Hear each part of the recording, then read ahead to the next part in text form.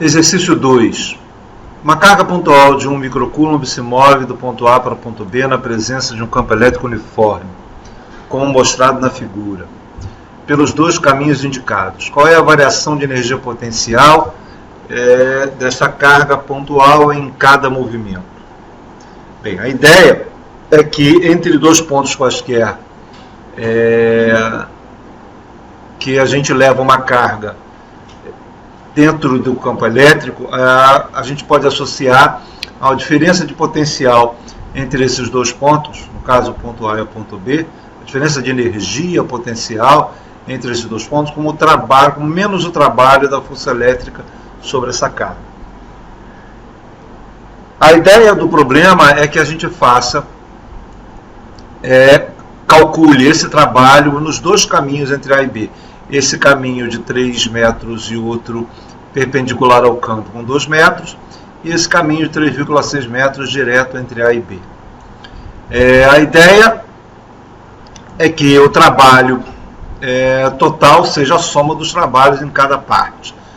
Nesse caminho, a gente vai ter o trabalho da força elétrica de tal forma que o deslocamento está na mesma direção que a força, e depois nós vamos ter um trabalho da força elétrica onde o deslocamento é perpendicular à força.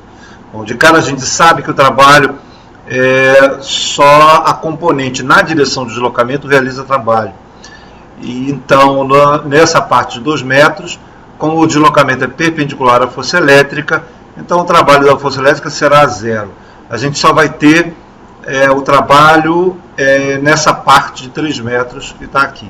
Bem, a diferença de energia potencial, então, vai ser menos o trabalho da força elétrica nessa parte, já que o campo elétrico é homogêneo, então a força elétrica sobre a carga também será homogênea, então o trabalho vai ser simplesmente força vezes o deslocamento. No caso, o deslocamento total é 3 metros vezes a força elétrica, mais a parte de 2 metros, cujo produto escalar é zero, isso quer dizer, a força elétrica é perpendicular ao deslocamento, consequentemente, o trabalho é zero. Bem,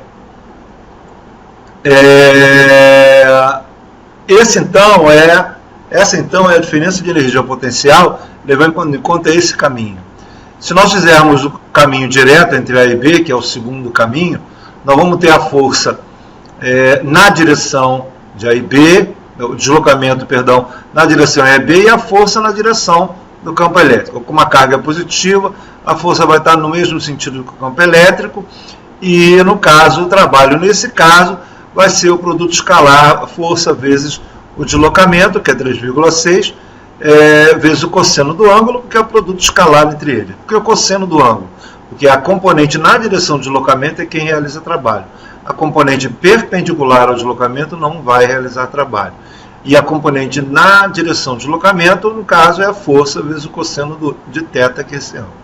Ora, esse ângulo é θ, esse aqui também é, então o cosseno de θ é simplesmente 3 dividido por 3,6, certo? Substituindo aqui o cosseno, 3 por 3,6, a gente vai ter cortando 3,6 com 3,6, e no caso a diferença de energia potencial vai ser igual a menos a força elétrica vezes 3. Note que a conta que a gente fez, que é a força elétrica vezes 3 metros, o resultado é o mesmo nos dois caminhos. Isso é razoável, já que a gente sabe que o campo elétrico, que a força elétrica sobre uma carga é conservativo, e exatamente a diferença de energia potencial independe do caminho. Como ele é conservativo, realizando o trabalho nos dois deslocamentos, nós vamos ter o mesmo resultado. Isso quer dizer, a diferença de energia potencial é o trabalho da força elétrica. É claro que a gente só pode fazer esta associação, o trabalho é igual a energia potencial, entre os dois, porque o campo elétrico é conservativo. Bem, vamos lá. Então, fazendo a conta, aqui que a gente vai ter? Vai ter a diferença de energia potencial igual a menos a carga, a força elétrica, que é a carga vezes o campo elétrico, certo? Vezes 3. No caso, a gente tem a carga é de 1 microcoulomb, 1 vezes 10 a menos 6. O campo elétrico é de 3 volts por metro, então é 3 vezes 3 metros, então a diferença de energia potencial é menos 9 microjoules. Por que menos 9 microjoules? Por que o sinal é negativo? Porque a energia potencial no ponto B vai ser menor que a energia potencial no ponto A. E por que a energia potencial no ponto B é menor que no ponto A? Porque a energia potencial aumenta no sentido contrário, o sentido do campo elétrico, certo? Isso é, se eu quero aumentar a energia potencial, eu tenho que realizar o trabalho no sentido contrário ao campo elétrico. Se eu quero diminuir a energia potencial, eu tenho que realizar o trabalho no mesmo sentido do campo elétrico. E isso é razoável. Se você, por exemplo, pegar a analogia que se você quer aumentar a energia potencial gravitacional de um corpo na interação com a Terra, você tem que levantar ele. E o ato de levantar significa realizar um trabalho ou mover no sentido contrário à interação, que é a força-peso. Então, se você move no sentido contrário à força-peso, você vai ter o aumento da energia potencial gravitacional. Aqui funciona da mesma forma. Para aumentar a energia potencial, eu tenho que mover a carga no sentido contrário ao campo elétrico. Se eu movo a carga no mesmo sentido do campo elétrico, eu vou estar diminuindo a energia potencial.